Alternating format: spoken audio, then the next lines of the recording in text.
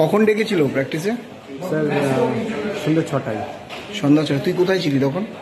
Sir আমি তো কালকে খবরটা পেয়েছি, আমি বাড়ি ছিলাম, বাড়ি থেকে চলে এসেছি স্যার। দুপুর 2:20 ট্রেন ধরে বাড়ি চলে এসেছি, এখানে এসেছি বেঙ্গালুরুতে। আচ্ছা, এসে তারপর? স্যার রঞ্জিত স্যার, রক্তিম স্যার আর সন্দীপ স্যার এই সুযোগটা আমার করে দিয়েছে। আচ্ছা, তো প্র্যাকটিসে কীরকম লাগলো বল করে? খুব ভালো লাগলো স্যার, কাজের থেকে দেখলাম, অনেক কিছু শিখলাম, খুব ভালো লাগলো স্যার।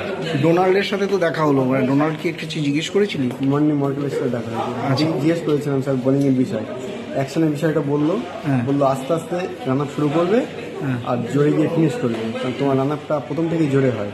আচ্ছা। আর ইনসুইং হচ্ছিল ভালো স্যার বললো, আর বাবর আজম স্যার প্রশংসা করলো।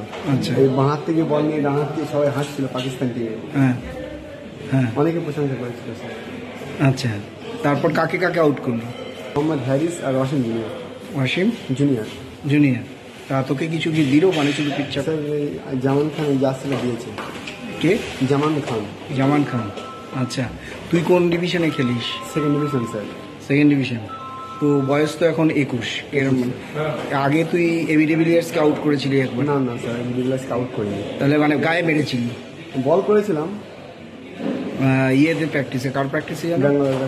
ব্যাঙ্গালোরের প্র্যাকটিসে। এবার এখানে তো কি মনে হচ্ছে কি? স্যার আমি তো যেমন ফ্যামিলিতে এসেছি, আমার তো ক্রিকেট খেলার মতন কোনো পরিকাঠামোই নেই। আমি চেষ্টা করছি sir hard and soul practice করা, যাতে ইনশাল্লাহ আমি সফল হই। আমি আমার লক্ষ্যটাই লাস্ট পর্যন্ত ক্রিকেটটাই খেলবো, যে যা বলুন। বাবা কি করে? বাবা স্যার জেলে। আচ্ছা, তুই মাছ ধরিস? হ্যাঁ আমি মাছ ধরি স্যার। কি করে মাছ ধরিস? স্যার ওই বর্ষার জলে মাছ ধরি 3 মাস। আর তাছাড়া কি করিস? আর স্যার মাঠে কাজ করি। আচ্ছা। আর গ্রামে ক্রিকেট খেলার মতন কোনো পরিকাঠামোই নেই। আচ্ছা। আমাদের বসিরহাট প্রাক্তন এমএলএ এটিএম আবদুল্লাহ রনি, কাজী মাহমুদ হাসান, আমার ক্রীড়া শিক্ষক শ্রী সন্তোষ কুমার স্যার আমাকে বিভিন্নভাবে হেল্প করেছে।